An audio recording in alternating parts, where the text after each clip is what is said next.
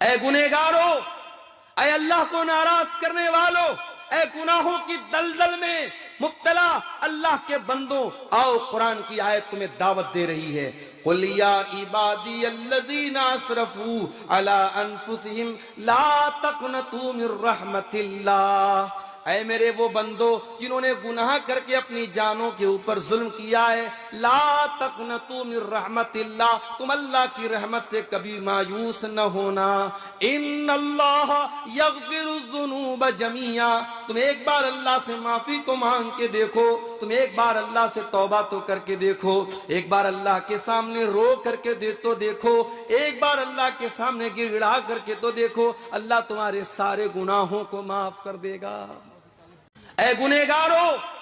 اے اللہ کو ناراض کرنے والو، اے گناہوں کی دلدل میں مبتلا اللہ کے بندوں، آؤ قرآن کی آیت تمہیں دعوت دے رہی ہے۔ قُلْ يَا عِبَادِيَ الَّذِينَ أَسْرَفُوا عَلَىٰ أَنفُسِهِمْ لَا تَقْنَطُوا مِن رَحْمَةِ اللَّهِ، اے میرے وہ بندو جنہوں نے گناہ کر کے اپنی جانوں کے اوپر ظلم کیا ہے، لا تقنطوا من رحمت اللہ، تم اللہ کی رحمت سے کبھی مایوس نہ ہونا۔ ان اللہ یغفر الذنوب جميعا، تم ایک بار اللہ سے معافی تو مانگ کے دیکھو، تم ایک بار اللہ سے توبہ تو کر کے دیکھو۔ اللہ کے نبی فرماتے ہیں لا یؤمن واللہ لا یؤمن واللہ لا یؤمن، اللہ کی قسم کھا کر کے اللہ کے نبی نے 3 مرتبہ فرمایا وہ انسان مومن نہیں ہے، وہ انسان مومن نہیں ہے، وہ انسان مومن نہیں ہے۔ صحابہ نے پوچھا کون ہے اللہ کے نبی؟ آپ نے فرمایا من لا یامن جارہ بوائقہ، جس کا پڑوسی اس کی تکلیف سے محفوظ نہ ہو، جو اپنے پڑوسی کو تکلیف پہنچاتا ہو وہ انسان مومن نہیں ہو سکتا۔ اسلام تو وہ دین ہے میرے، آپ کے گھر میں گوشت بن رہا ہے، آپ کے گھر میں سبزی بن رہی ہے، آپ کے گھر میں دال بن رہی ہے، آپ کے پڑوسی کے بچے بھوکے ہیں، اللہ کے پیارے نبی فرماتے ہیں اذا طبخت مرقۃ فاکثر ماءھا، جب تم جھول بناؤ، جب تم سالن بناؤ، جب تم شوربہ بناؤ تو اس میں پانی تھوڑا سا بیشی کر دو، پانی تھوڑا سا بڑھا دو تاکہ تمہارے پڑوسی کے بھوکے بچے بھی اس میں سے کھا لیں۔ یہ اسلام کی شکشا ہے، یہ اسلام کی تعلیم ہے۔ اللہ کے نبی فرماتے ہیں لا یؤمن واللہ لا یؤمن واللہ لا یؤمن، اللہ کی قسم کھا کر کے اللہ کے نبی نے 3 مرتبہ فرمایا وہ انسان مومن نہیں ہے، وہ انسان مومن نہیں ہے، وہ انسان مومن نہیں ہے۔ صحابہ نے پوچھا کون ہے اللہ کے نبی؟ آپ نے فرمایا من لا یامن جارہ بوائقہ، جس کا پڑوسی اس کی تکلیف سے محفوظ نہ ہو، جو اپنے پڑوسی کو تکلیف پہنچاتا ہو وہ انسان مومن نہیں ہو سکتا۔ اسلام تو وہ دین ہے۔ اگر آپ کی زندگی شریعت کے مطابق گزرے گی تو اللہ کا وعدہ ہے کہ اللہ آپ کی زندگی کو بہترین زندگی بنا دے گا۔ اب بہترین کا مطلب یہ نہیں ہوتا کہ آپ کروڑ پتی بن جائیں، بہترین کا مطلب یہ نہیں کہ آپ کے پاس بڑا عالی شان بنگلہ ہو جائے گا، آپ کے پاس 4 ویلر گاڑی ہو جائے گی،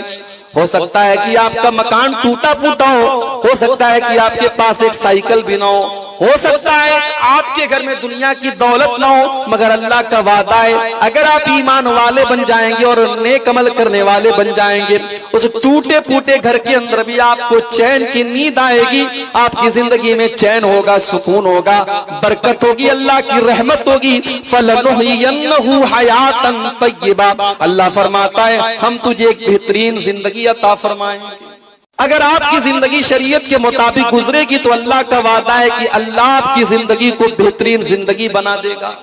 اب بہترین کا مطلب یہ نہیں ہوتا کہ آپ کروڑ پتی بن جائیں، بہترین کا مطلب یہ نہیں کہ آپ کے پاس بڑا عالی شان بنگلہ ہو جائے گا، آپ کے پاس 4 ویلر گاڑی ہو جائے گی، ہو سکتا ہے کہ آپ کا مکان ٹوٹا پھوٹا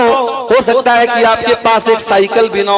ہو سکتا ہے آپ کے گھر میں دنیا کی دولت نہ ہو، مگر اللہ کا وعدہ ہے اگر آپ ایمان والے بن جائیں گے اور نیک عمل کرنے والے بن جائیں گے، اس ٹوٹے پھوٹے گھر کے اندر بھی آپ کو چین کی نیند آئے گی، آپ کی زندگی میں چین ہوگا، سکون ہوگا، برکت ہوگی۔ اللہ بیت المقدس جو ایک زمانے تک یہودیوں کے قبضے میں, عیسائیوں کے قبضے میں تھا. اس بیت المقدس کو بھی مسلمانوں نے اپنے کنٹرول میں لیا اور وہاں پر نماز شروع ہو گئی. میرے پیارے ساتھیوں, یہ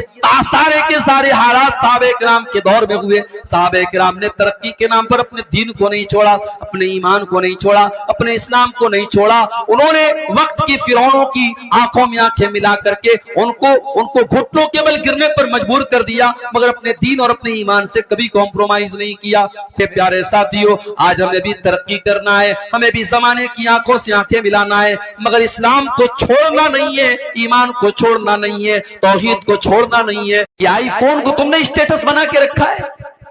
یہ مہنگا کپڑا پہن لیا, مہنگا موبائل لے لیا, مہنگا گھر بنا لیا تو تمہارا اسٹیٹس بہت اونچا ہو گیا. معاف کرنا میرے بھائی, اللہ کیا اسٹیٹس ان سب چیزوں سے نہیں بنے گا. اِنَّ أَكْرَمَكُمْ عِندَ اللَّهِ أَتْقَاكُمْ, اللہ تعالیٰ کیا اگر کسی کا اسٹیٹس اونچا ہوگا تو اس کا ہوگا جس کے اندر اللہ کا تقوی ہوگا.